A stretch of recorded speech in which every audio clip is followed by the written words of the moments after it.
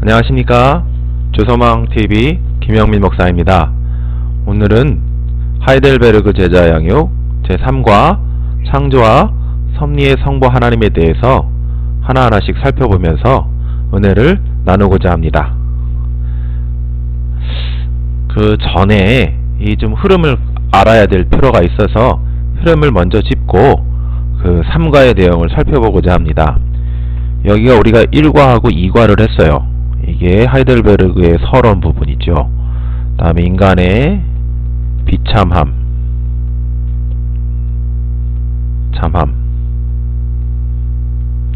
죄인됨, 그 다음에 그래서 죽을 수밖에 없음.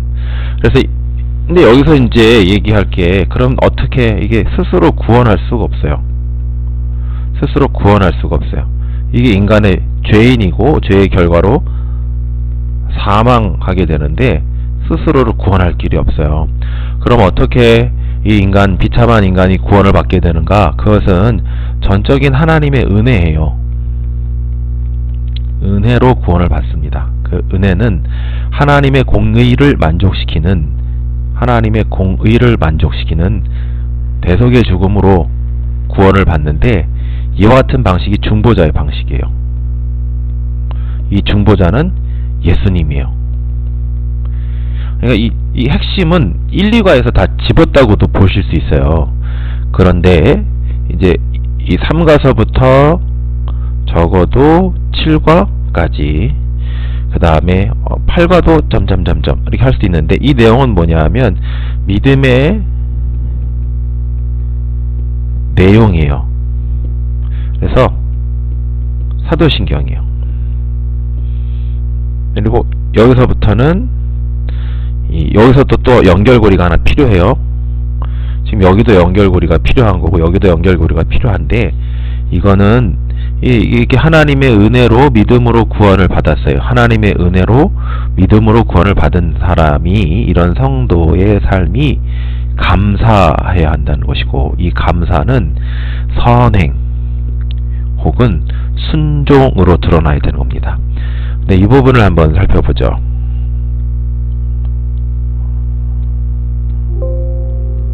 이 부분을 살펴볼게요. 요 연결고리, 여기 연결고리, 이 연결고리가 어떻게 되는가? 요 부분을 좀 오늘 본 강의에 앞서서 살펴보려고 해요. 네, 하이델베르그 요리분답 20문, 다음에 21문, 22분에 이렇게 보시면 될 것 같아요. 20문 보시면, 그렇다면 아담을 통하여 모든 사람이 멸망했듯이 그리스도로 말미암아 모든 사람이 구원을 받습니까? 마치 보편구원을 묻는 것 같죠? 근데 아니라는 거예요. 그렇지 않다는 거예요. 성경은 보편구원에 대해서 말하지 않습니다. 오직 이제 이 답을 보시면 될 것 같아요. 아닙니다. 참된 믿음을 통하여 그리스도에게 접붙임을 받아 그의 모든 은택을 받는 자만이 구원을 받습니다. 믿음을 통하여 구원을 받는 자만이 구원을 받는다고 가르치고 있어요. 그럼 이제 당연히 나오는 게, 그럼 참된 믿음은 무엇입니까? 라는 질문이 나오죠. 참된 믿음이란 하나님께서 그의 말씀 속에서 우리에게 계시하신 모든 것을 진리로 여기는 확실한 지식인 동시에, 하나님께서 값없이 은혜로 오직 그리스도의 공로로 말미암아 죄사함과 영원한 의와 구원을 다른 이에게들만 아니라 나에게도 베풀어 주셨다는 견고한 신뢰, 성령께서 복음을 통하여 나의 마음속에서 일으키시는 것, 이게 지식과 신뢰인데, 여기 지식 플러스 신뢰, 물론 이런 도식을 내는 게 얘네들을 분리할 수 있다, 그런 의미는 아니에요. 지식과 신뢰는 같은 의미일 수도 있어요. 다른 면이죠. 적어도 뗄래야 뗄 수 없는 관계에 있어요. 그런데 구분해서 이해한다고 생각하시면 돼요. 근데 이걸 누가 일으키느냐? 사람이 일으킬 수 있느냐? 그렇지 않아요.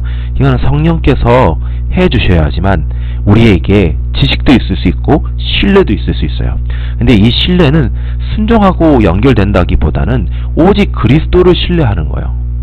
어떤 부분에 있어서 죄사함과 영원한 의와 구원을 나에게도 베풀어 주셨다 라는 견고한 신뢰예요. 이게 참된 믿음이에요. 이게 참된 믿음. 그런데 이제 그렇다면 이제 이 참된 믿음인데, 그렇다면 22문 그리스도인이 믿어야 될 것이 무엇입니까? 라고 했었을 때, 복음에서 우리에게 약속된 것을, 모든 것을 믿어야 하는데 우리에게 보편적이며 의심의 여지 없는 기독교의 신앙의 조목들, 즉 사도신경의 이것을 요약하여 가르치고 있습니다 라는 거예요. 복음은 모든 약속된 것을 믿어야 하는데, 여기 나타난 대로 이 구원이 우리에게 오는 방식은 믿음인데, 이 믿음의 내용들이 뭐냐? 바로 사도신경이라는 거예요. 그래서 이 뒤로 계속해서 하이델베르그 요리문답은 사도신경에 대해서 가르치고 있는 거예요. 이 부분을 좀 염두에 두고 오늘 본 강의를 시작해 보겠습니다. 창조와 섭리의 하나님 이렇게 했어요. 이제 여는 글은 저는 이 시편의 기자를 좀 생각했어요. 그래서 왜 제 생각할 때 CCM 찬양에서도 있었는데, 주의 손가락으로 지으신 뭐 이런 찬양 있잖아요. 좀 쑥스러운데요. 이런 찬양들 생각이 됐어요. 이게 얼마나 아름답게, 얼마나 존귀하게 창조하셨는가. 그리고 또 이런 찬양, 인자가 무엇이기에 그를 돌보셨나이까 라는 이런 모든 것들이 좀 생각나서 이런 것들을 좀 잘 얘기하면서 좀 열었으면 하는 바람과, 또 이 부분은 굉장히 또 민감한 부분이기도 해요. 어떤 부분에서 민감한 부분이냐면, 이 세상은 세상의 기원이 우연한 것이고 모든 것이 단순히 진화의 결과라고 주장하는데, 그리고 창조론을 믿는 것을 비과학적이며 종교적인 맹신이라고 여기는 속에서 살고 있어요. 어떤 분들은 그래요. 창조과학회 이분들에 대해서 안 좋은 혹은 비평적인 입장을 갖는 분들도 있지만, 이분들의 지적은 맞는 부분이 있어요. 우리가 창조에 대한 신앙을 이룰 때 모든 것을 다 잃는다. 다 잃어요. 이게 그런 거예요. 이런 부분들 한번 생각해 보면서 서두를 열었던 거죠. 다음 페이지 보겠습니다. 첫 번째 문제, 창조하신 하나님에 대해서 생각해 보고 있는 거예요. 1번, 하이델베르그 26문은 하나님께서 하늘과 땅과 그 가운데 모든 것을 창조하셨다고 가르칩니다. 다음의 성경 구절을 통해서 무엇을 만드셨는지 생각해 보고, 이를 통해서 하나님의 창조의 능력에 대해서 생각해 봅시다 라는 겁니다. 골로새서 1장 1절에서 16절 부분이요. 하나님, 이건 창조의 범위에 관한 겁니다. 창조의 범위. 하나님은 만물, 모든 것을 창조하셨어요. 모든 것. 하늘과 땅에 있는 보이는 것들, 보이지 않는 것들. 이건 영적인 존재겠죠. 네. 혹은 왕권들이나 주권들이나 통치자 권세들, 만물이 다 그로 말미암았고 그를 통하여 창조되었다는 것입니다.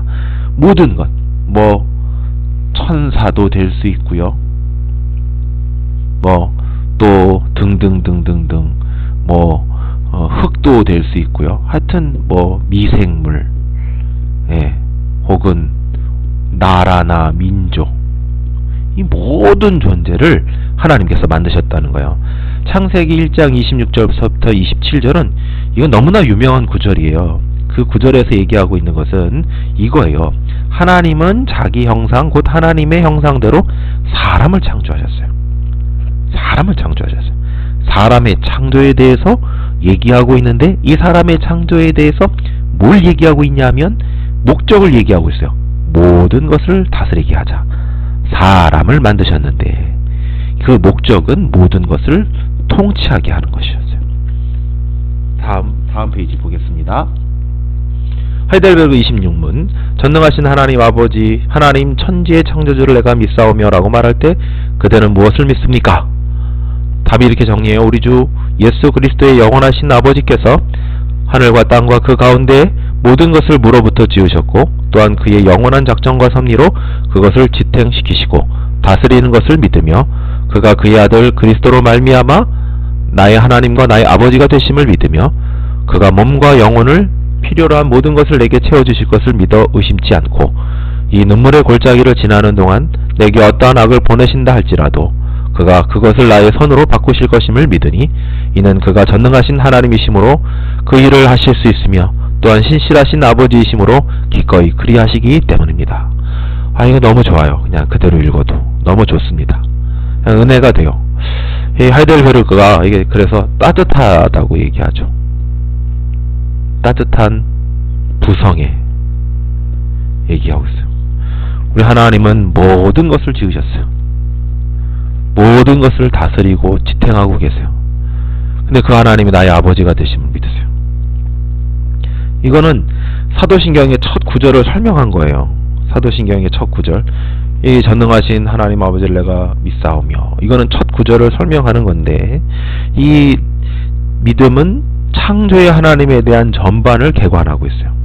여기서 우리가 살펴볼 것은, 첫 번째로 살펴볼 것은 모든 것을 무에서부터 지으셨어요.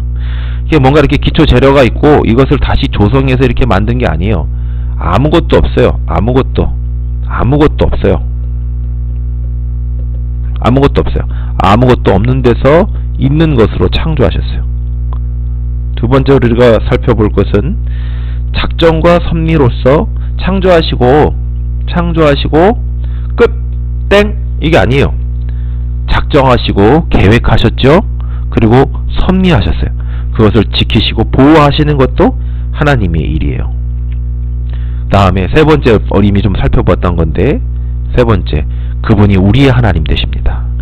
이게 이 하이델베르크 26문의 내용입니다. 다음 페이지 보겠습니다. 전능하신 하나님이 천지를 창조하실 때 어떻게 만드셨나요? 나와 있는 두 가지 특성을 중심으로 생각해 봅시다 했어요. 이미 무에서부터의 창조는 하셨어요. 근데 조금 더 짚자면 여기 보세요.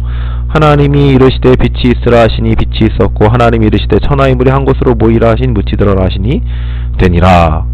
예, 여기서 보시면 창세기 1장 3절 9절 그리고 시편 33편 6편, 아까 봤던 하이델베르크 26문 1번의 연구 문제는요, 이미 이건 살펴봤어요. 무에서부터의 창조하심에 대해 살폈어요. 뭐가 있었던 게 아니에요. 없었던 것에 창조하시는 건데, 이거는 전능하심과 연결이 있어요. 전능하심과 연결이 돼요. 보통 재구성으로 보는 경우가 많아요. 세상에 있던 것을 재구성해도 창조주로 보는데, 아무것도 없는 상태에서의 창조하심이에요. 이런 아무것도 없는 상태에서의 창조는 하나님의 전능하심이 아니고서는 할 수가 없어요. 그러니까 하나님이, 우리 보통 원인이 있고 결과가 있잖아요. 근데 하나님이 스스로 원인이시고 그 원인 때문에 하나님 스스로 결과가 되시죠. 그러니까 무로부터의 창조하시면 전능하신 하나님이 아니고서는 할 수가 없어요. 이 두 번째 부분이 큰데, 여기서 보시면 말씀하시죠. 그쵸? 말씀하십니다. 여호와의 말씀으로 하늘과 땅이 지었음을 입었다라고 표현하고 있어요. 이건 말씀으로의 창조하심이에요. 이거 주문이 아니에요. 주문이 아닙니다. 이 말씀에서의 창조는 적어도 두 가지의 의미를 가지고 있어요. 이건 기본적으로는 전능하심이 전제가 된 거죠. 전능하심이 전제가 되지 않고서는 말씀으로 창조할 수 없어요. 우리가 공수표 혹은 공언이잖아요. 혹은 거짓말 이렇게 할 수 있어요. 하지만 이 거짓말이 실제가 되고 이 거짓말이 이렇게 되는 것은 능력이 없으면요, 우리가 아무리 선한 의지가 있다 할지라도 그 거짓말이 되어버릴 수밖에 없어요. 근데 하나님이 말씀으로 하셨다는 것은 전능하심이기 때문에 그 말씀을 이루실 수 있는 능력이 있어요. 근데 말씀으로서의 창조는 그 가진 능력이 전제가 돼야 되고, 다른 하나가 있어요. 다른 하나는 뭐냐 하면 그것은 바로 지혜와 관련이 됩니다. 말씀으로 창조하셨다는 것은 그 지혜로, 그 능력 혹은 그 계획, 그 의지, 그 계획과 의지대로 이루어졌다는 것과 관련이 있습니다. 그러니까 하나님은 하나님의 전능하심과 능력으로 이 세상에 있는 모든 것을 그 지혜로서 뜻하신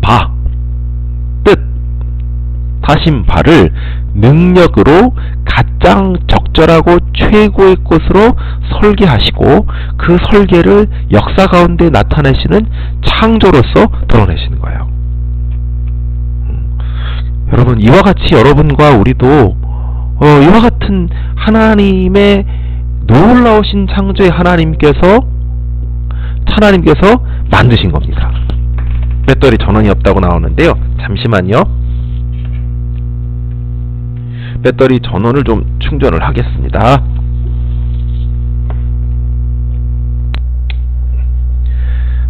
네, 다음 페이지 한번 넘어갈게요. 이거는 이제 3번 문제는 1, 2번을 통해서 전능하신 하나님이 아무것도 없는 것에서 자신의 의지대로 말씀으로 이 세상을 창조하셨다는 것을 알게 되었습니다. 하나님이 세상을 창조하신 목적은 뭐고, 하나님에 의해 창조된 인간의 사명은 무엇입니까? 이 1, 2번 문제를 좀 정리하는 부분이죠. 그래서 이 부분에 있는 부분은 적용하면서 정리하는 문제입니다. 우리가 창조하신 모든 것에 계획과 의도가 있는다는 것을 믿는다는 것이죠. 웨스트민스터 소요리 문답에서는 인간의 제일 되는 목적을 하나님을 영화롭게 하는 것과 그를 영원토록 즐거워하는 것이라고 가르칩니다. 창조물은 그 존재 자체로 창조주의 선하심과 지혜와 능력과 그 위엄과 영광을 드러냅니다. 인간의 사명 역시 그런 창조의 의도대로 모든 만물이 번성하며 하나님의 창조의 뜻대로 다스려서 그 영광과 위엄을 영원히 돌리는 그런 것입니다. 이런 것을 이렇게 인간의 사명이 하나님의 영광을 돌리는 것이죠. 그 영광을 돌리는 것, 하나님의 모든 만물이 하나님의 창조의 선하신 의도대로 들어가는 겁니다. 이런 거를 너희는 생육하고 번성하고 땅에 충만하라. 그리고 이와 같은 이 하나님의 창조의 의도대로 모든 것들을 번성하게 하고 번영하게 하고 질서 있게 하고 아름답게 하고 이런 것들을 문화명령이라고 표현합니다. 그러니까 우리는 이 모든 하나님의 창조 세계,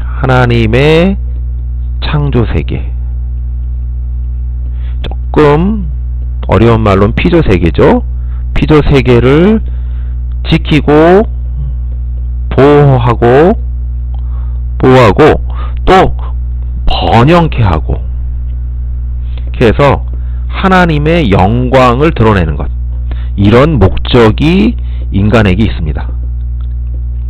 이런 목적 혹은 이런 사명이 인간에게 있는 것이죠.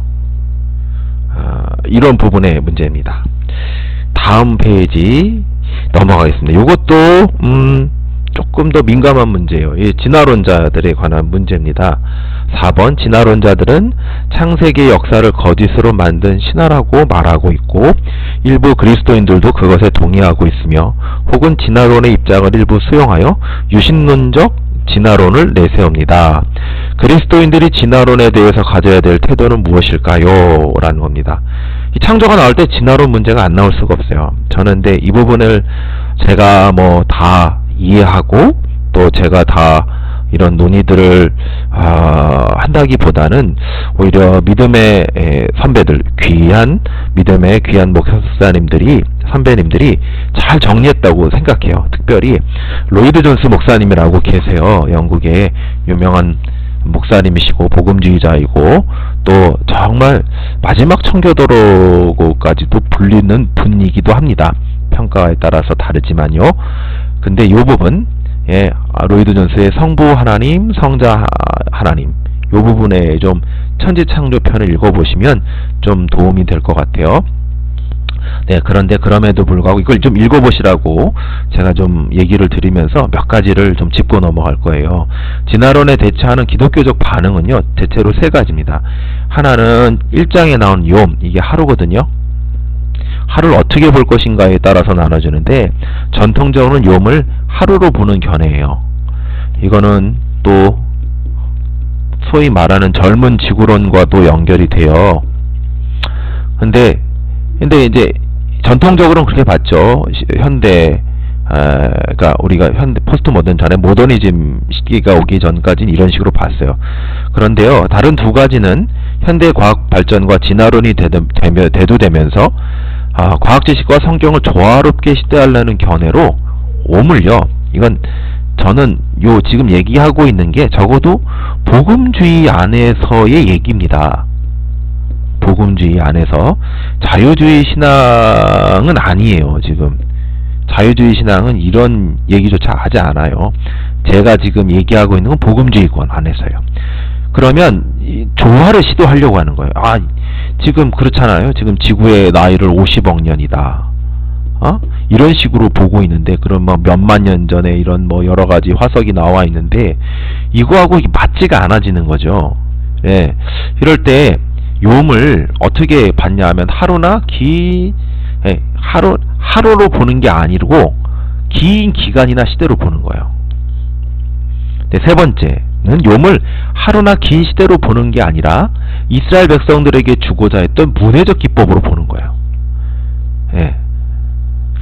요 부분에 대해서는 목회신학 2016년 6월호에 송인규 교수님의 글을 좀 참조해 보시기를 부탁을 드려요. 이렇게 관심 있는 평신도 분들이나 우리 이 교재로 지도할 분들 한번 보시는 게, 목사님들은 보시는 게 좋을 것 같아요. 근데 제가 얘기하고 싶은 하나 더, 이 부분에는 없지만 하나 더 얘기하고 싶은 게 있어요. 유신진화론이 되면 이게 뭐가 문제가 되냐면, 이 견해는 한마디로 얘기하자면 진화론의 방식으로 하나님이 창조하셨다는 거예요. 창조하셨다는 거예요. 그러니까 진화론도 시작, 창조의 시작, 다음에 끝 했을 때 이 시작점을 설명하는 견해가 부족해요. 이게 빅뱅이라고 하는데, 이렇게 돼가지고 여러가지 견해들을 미세 조종돼가지고 지금의 우주와 은하계가 생기고 또 물이 생기고 일어나는 것들, 더 신화적이죠. 어쩌면 더 신화적일 수 있어요. 왜 알아요? 그러면 뭐냐면 이런 과정을 우리가 하나님의 창조의 과정이다 라는 걸로 보는 게 유신진화론적 입장이라 할 수 있어요. 여기 그럴듯하죠. 근데 뭐가 문제가 되냐면, 여러분, 그러면요, 죽음은 죄로 인해서 온 게 아닙니다. 성경은 죄의 싹은 죽음이라고 했습니다. 근데 이렇게 되면 죽음은 죄로 온 게 아니게 돼요. 이렇게 되면 다 흔들립니다. 그래서 이 유신진화론은 죄를 다시 정의해요. 다시 정의해요.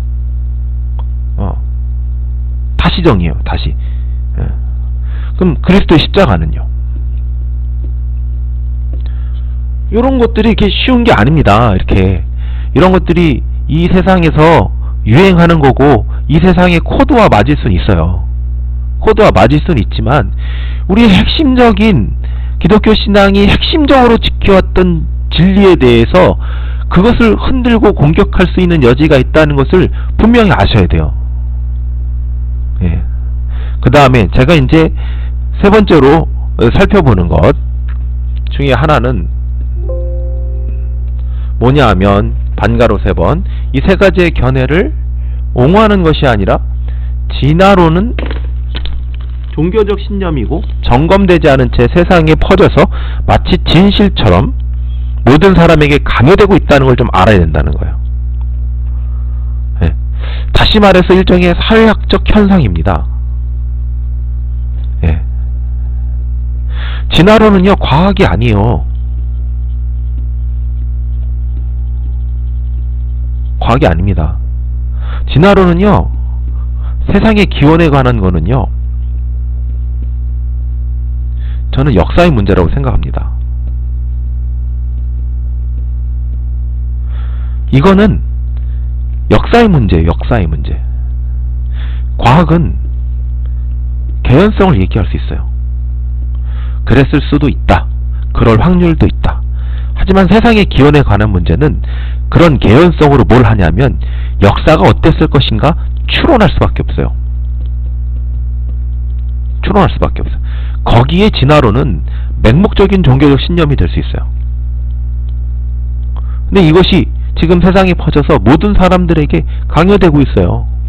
이건 분명히 일종의 사회학적 현상입니다. 예, 이 부분에 대해서 생각해 보실 수 있어야 될 줄로 압니다. 이게 정확히 정답이다. 저는 이 믿음의 이 과정이라든지 이런 부분에 대해서 과학적 입장에 대해서 부족합니다. 하지만 이 부족한 부분에 대해서 생각해 보고자 함은 뭐냐 하면 우리가 너무나 아무 생각 없이 혹은 무비판적으로 진화론의 입장을 그대로 수용하고 있는 경우가 너무 많다는 겁니다. 이 부분들을 생각해 보면서 한번 그것도 종교적 신념이고 일종의 하나님이 없다는 종교적 신념이고 또 사회학적으로 강요되고 있다는 것들을 한번 생각해 볼 필요가 있다는 것이죠. 다음 페이지 넘어가겠습니다.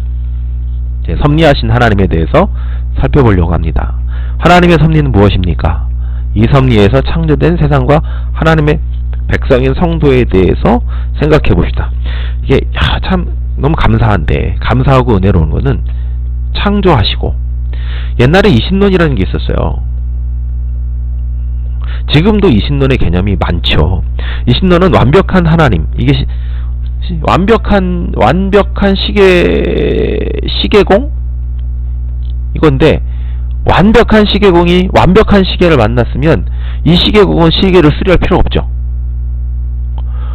예. 그러니까 하나 완전하신 하나님이 완벽하게 창조했다면 하나님이 더 이상 세상에 개입할 여지가 없어요. 이게 이신론이요. 근데 성경은 그런 이신론을 받아들이지 않아요. 그런 이신론을 받아들이지 않습니다. 이신론을 받아들이지 않아요. 그럼 뭘 받아들이냐? 섭리하신 하나님에 대해서 얘기하고 있습니다. 하나님 섭리하세요. 섭리는 영어로 제공이에요. 제공. 공급이에요. 예? 공급하신 하나님. 이 세상 속에서 계속 개입하시고 공급하시고 역사하시고 움직이시고 다스리시고 통치하시는 하나님에 대해서 계속 얘기하고 있는 거예요. 그 부분을 성경에서 이렇게 볼 수 있습니다. 마태복음 10장 29절. 참새 두 마리가 한 아사리온에 팔리지 아니하냐. 그러나 너희 하나님께서 허락하시지 않으면 이 땅에서 떨어지지 않는다 라는 것이죠. 로마서 8장 28절. 우리가 알거니와 하나님의 사랑하는 자 곧 그때로 부르심을 입은 자에게 모든 것에 합력하여 선을 이루느니라 라고 되어 있어요. 예, 이건 세상과 만물에 대한 것이죠. 이거는 참새에 관한 것이죠. 참새. 세상과 만물. 참새 한 마리, 꽃 하나도 하나님이 돌보시고 입히시고 먹이시고 하나님의 역사와 섭리에 의해서 움직여진다는 거예요. 응? 여기 아사리온은요, 대략 지금의 돈으로 하자면 3,100원? 이 정도 돈이에요. 그러니까 이런 화폐적인 가치보다 이 참새 한 마리는요, 하찮은 것이 하찮은 것. 하나님께서 이렇게 하찮아 보이는 것까지 돌보시고 먹이시고 입히신다면 하물며 우리는 안 그렇겠습니까? 지금 얘기하는 거예요. 로마서 8장 28절은 무슨 얘기하냐면 그 뜻대로 부르심을 입은 자에게 모든 것이 합력하여 선을 이룬다 라고 말씀하세요. 하나님께서 참새 한 마리까지 공급하시고 보호하시는 그 하나님이 우리 여기서 말하는 우리는 성도, 하나님을 사랑하는 자, 성도죠. 그 부르심을 입은 자, 성도죠. 그 성도들에게 그 삶을 그냥 내버려 두시고 버려두시고 그냥 내팽개쳐 두시고 너 알아서 살아라 이런 게 아니에요. 한 마리도 참새도 공급하시는데 성도의 삶은 보호하시고 공급하시고 또 인도하시는 것이죠. 섭리하시는 것이죠. 이 얘기하는 거예요. 그래서 결과 궁극적으로는 때때로 모든 것이라고 했었을 때 우리가 좋은 것만 있냐? 그렇지 않아요. 인생에 고난도 있고요, 비극도 있고요, 슬픔도 있고요, 한숨도 있고요, 눈물도 있는데 그런 모든 과정이 합력하여 하나님의 영광, 선을 이뤄간다는 겁니다. 하이델베르그 27문 하나님의 섭리란 무엇입니까? 했었을 때 이거 그냥 너무 은혜로워요. 섭리란 어디에나 있는 하나님의 전능하신 능력인데 그는 이를 통하여 마치 그의 손으로 붙잡으듯이 하늘과 땅과 모든 피조물을 지탱시키시고 식물들과 풀들, 비와 가문, 풍작과 흉작, 먹을 것과 마실 것, 건강과 질병, 부와 가난, 양식과 음료의 모든 것이 우연이 아니라 아버지다운 손길이 임하도록 그렇게 다스립니다 라는 뜻이죠. 다음 페이지 한번 보겠습니다. 하나님의 섭리란 하나님이 창조하신 모든 것들, 곧 땅, 하늘, 땅, 바다, 하늘의 해와 달, 동물들, 그리고 사람들과 민족, 국가 등을 유지하고 다스리는 것입니다. 이와 같은 하나님의 섭리를 창세기에 나오는 욥셉을 통하여 이해해보고 우리에게 있었던 하나님의 섭리의 역사를 나누어 봅시다. 이 욥셉의 역사를 한번 얘기해보세요. 이번 그대로입니다. 이번 너무나도 설교를 통해서 또 많은 분들의 이 말씀 묵상을 통해서 유명한 구절인데 이걸 한번 통해서 잘 한번 생각해 보시고 우리의 삶을 역시도 주관하시고 다스린다라는 것을 좀 알라는 적용적 차원의 문제죠. 또 7번 같은 것도 역시 마찬가지예요. 7번 문제를 한번 보겠습니다. 대지진과 같은 자연재해나 자연재해, 전쟁, 테러와 같은 거대한 악을 보았을 때 사람들은 하나님의 섭리를 의심합니다. 우리는 어떻게 하나님의 섭리를 확신할 수 있을까요? 하나님의 섭리를 믿을 때 우리의 삶의 태도는 어떻게 바뀔까요? 라는 질문입니다. 이렇게 했었을 때 해당하는 구절이 요한복음 3장 16절 하나님이 세상을 이처럼 사랑하사 독생자를 주셨으니 이는 그를 믿는 자마다 멸망치 않고 영생을 얻게 하려 하심이라. 로마서 8장 28절 우리가 알거니와 하나님을 사랑하는 자 곧 그 뜻대로 부르심을 입은 자들에게는 모든 것이 합력하여 선을 이루느니라 라고 되어 있습니다. 사랑하는 동역자 여러분, 지금 약간 극단적인 예를 들었어요. 왜냐하면 제 경험상 목회 경험과 교회 사역의 경험 혹은 제 개인적 경험이 있을 때 쓰나미가 온 적이 있어요. 쓰나미 기억나시죠? 쓰나미. 특별히 개인적인 비극 말고 혹은 뭐 대지진, 일본 같은 경우 대지진 혹은 전쟁 혹은 테러, 뭐 911 사태, 9.11 테러 같은 거, 이런 것들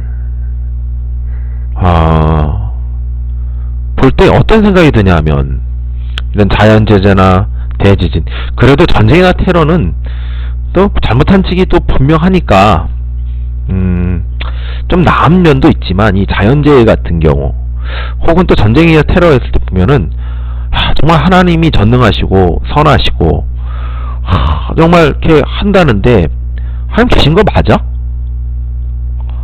이걸 부정케 하는 이런 사건이란 말이죠. 의심할 수밖에 없어요. 여러분은 어떠세요? 이런 자연재해나 전쟁이나 테러 같은 것들이 생겼을 때, 거대한 악을 보았을 때 하나님이 전능하시고 선하시다면 이 거대한 악을 나 그냥 두신단 말이에요. 이게 말이 됩니까? 저 북한 땅을 보세요. 그 뭐 고난해양군 때 340만 명이 죽였다지 않습니까? 아사, 그다음에 폭행, 인권 유린, 단순히 그리스도를 믿는다는 이유만으로 정말 제 교회에서 간증을 들었던, 이렇게 탈북하신 분들 간증을 들었던 적이 있어요. 간증. 그 삶을 봤을 때 이건 사람의 삶이 아니에요. 그건 어떻게 저런 3대 독재 세습 정권을 그냥 두신단 말인가. 이게 저는 그냥 들어만 또 왔었는데 그 당시에 있는 사람들은 어떻겠냐, 그것을 당했던 사람들은 어떻겠냐란 말이에요. 근데 이게 따지는 존재인가 동시에 우린 또 대답해야 되는 존재예요. 그랬을 때 저는 이제 두 번째 보는 거죠. 여러분, 하나님의 섭리는요 여전히 현재 역사 속에서 보이지 않습니다. 하나님의 현재는요 보이지 않아요. 출애굽기에 이럴 수 있어요.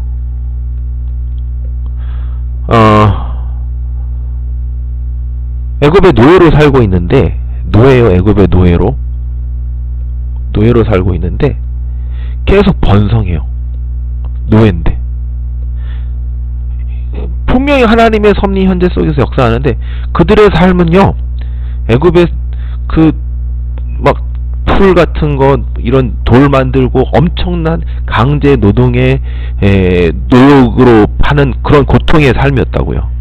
그런데요, 그런 삶이었는데 말입니다. 보이지 않아요. 근데 없다고 얘기할 수 있느냐? 아니요, 있어요.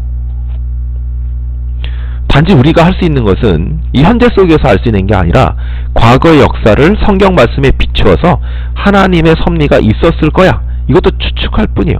확정할 수는 없어요. 이게 하나님의 섭리였어 라고 간증하는 분들이 있지만, 전 그것도 그 믿음의 눈으로 본 것이라 정확하다고 믿지만 그렇게 딱 확정할 수는 없어요. 그럼에도 불구하고 하나님의 섭리, 곧 하나님이 우리의 역사 속에 들어오셔서 우리를 구원하시는 손길, 예수 그리스도를 보내시고 그 예수 그리스도가 십자가에 달려 죽은 것이 분명하게 확인할 수, 이거는 부정할래 부정할 수가 없어요. 그러니까 우리는 여전히 정확히 하나님의 섭리가 어떻게 역사하시는지는 몰라요. 우리의 삶 속에서 여전히 몰라요. 그러나 우리는 분명히 할 수 있는 건 예수 그리스도의 십자가의 죽음과 부활의 역사를 통해서 하나님이 지금도 우리의 삶에 개입하시고 역사하신 믿을 수 있게 되는 겁니다. 우리가 믿을 수 있는 것은 예수 그리스도의 십자가의 죽음과 부활로 인한 구원 때문입니다. 이와 같은 나의 삶의 교회 공동체 속에 하나님의 섭리를 알게 되면 우리가 순적할 때도 감사하지만 어려운 고난이 올 때 당황하지 않게 된다. 인내할 수 있게 된다. 이 고난이 의미가 없는 것이 아니라 하나님이 우리에게 정금과 같은 과정을 알게 하고 이 삶의 고난도 우리에게 복이 되는 것을 알게 할 줄로 믿습니다. 8번입니다. 8번이 마지막 문제인데요. 9번 문제도 정리하는 문제지만 마지막 문제예요. 이런 창조하시고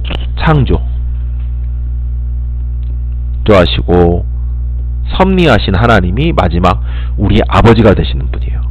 8번, 창조하시고 섭리하신 하나님은 예수 그리스도 안에서 우리 아버지가 되십니다. 하이델베르그 26문, 하나님과 나의 아버지 되심을 믿고 모든 것들로 내게 채워주실 것임을 믿어 의심치 않으며 이 눈물 골짜기를 지나는 동안에 내게 어떠한 악을 보내신다 할지라도 그가 그것을 나의 선으로 바꾸실 것을 믿으니 라고 가르칩니다.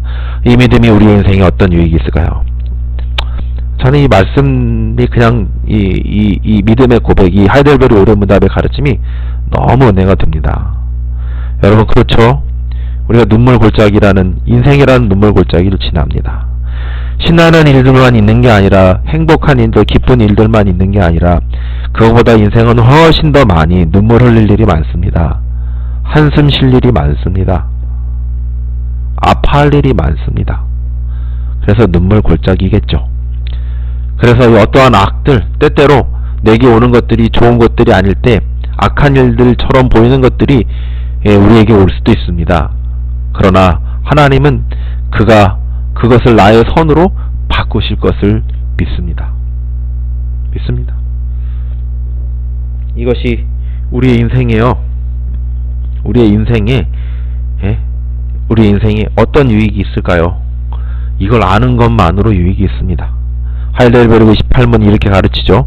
하나님께서 만물을 창조하셨고 그것들을 그의 섭리로 여전히 지탱하신 것을 아는 것이 우리에게 무슨 유익이 됩니까? 역경, 어려움 중에 인내하게 됩니다. 어려움 중에 인내하게 되죠. 이 끝이 있어. 하나님 이걸 선하게 바꿔주실 거야 라고 인내하게 되고, 순적한 중에 감사하게 됩니다. 장래 일에서도 우리의 신실하신 하나님을 든든히 신뢰하며 그 어떤 피조물이라도 우리를 하나님의 사랑에서 끊을 수 없다는 것을 확신하게 되는 유익이 있습니다. 이는 모든 피조물이 그의 손에 완전히 달려있어서 그의 뜻이 없이는 아무것도 움직일 수 없기 때문입니다. 요거 조금 살펴보면 이겁니다. 어떤 거냐면요, 이 모든 창조하시고 섭리하신 하나님은요, 모든 인간의 역사와 그 모든 것이 온전히 하나님의 이거 손입니다. 이거 손입니다. 하나님의 손에 달려 있습니다. 그래서 그의 뜻이 없이는 아무것도 움직일 수 없다는 걸 알게 됩니다. 근데 그 하나님이 좋으신 하나님이시고 그 아들을 우리에게 죽기까지 내어주신 하나님이시잖아요. 그러면 우리의 인생이 그의 손에 달려 있음과 더불어 그가 우리를 붙잡고 정말로 하나님의 나라로 또 구원으로 또 은혜로 인도할 수 있음을 믿게 됩니다. 지금 이 얘기죠. 2번 하나님의 섭리는 그 어떤 인생의 순간도 하나님의 손 아래에 있음을 알게 된다. 역경 곧 고난과 어려움 중에도 인내하게 되며 형통함 속에서도 감사하게 된다. 미래에 대해서 하나님을 신뢰할 수 있게 된다. 그리고 하나님의 사랑을 끊을 수 없다는 것을 알고 감사하게 된다 라는 것입니다. 사랑하는 동역자 여러분, 오늘 배우고 나눈 것들을 한번 생각해 볼 때 요셉의 마지막 부탁을 보게 됩니다. 하나님이 반드시 당신들을 돌보시리니 당신들은 여기서 내 해골을 메고 올라가겠다 하라. 사랑하는 동역자 여러분, 하나님께서 우리의 삶에, 나의 삶에, 그리고 이 방송을 듣고 있는 동역자님들의 삶에 역사를 쓰고 계십니다. 우리는 이 세상에서 하나님 나라를 보게 되며 그 나라를 가게 되는 것을 소망하게 됩니다. 이 땅에 우리의 것이 없습니다. 그것을 바라보고 신뢰하시는 동역자 여러분 되어지기를 소원합니다. 지금 이 9번은 그 내용이고요. 또 그와 같은 내용들을 다시 한번 더 자기의 말로써 확인해보고 할 수 있었기를 소원합니다. 또 신앙 강좌도 있어요. 창조와 진화에 대해서 써놓은 것들도 한번 보심으로써 좀 여러 도전과 좀 새롭게 한번 생각을 하시는 시간이 되기를 부탁을 드리겠습니다. 말씀을 맺고자 합니다. 하나님은 우리의 이런 창조하시고 섭리하신 하나님은 우리의 아버지가 되시고 우리의 인생을 붙잡으시고 우리의 인생을 선한 길로 인도하고 계신 줄로 믿으십니다. 그와 같은 믿음 가운데 함께 하시고 또 위로 받으시고 또 확신을 가지시는 동역자 여러분 되어지기를 소원합니다. 끝으로 이 방송이 유익이 되었다면 구독과 좋아요를 부탁드리고요. 또 하이델베르그 제자양육으로 교재 구입은 그 사이트 처음에 방송에 나와 있습니다. 보시고 해주시면 되고 또 이런 것을 통하여 많은 유익을 받기를 바랍니다. 감사합니다.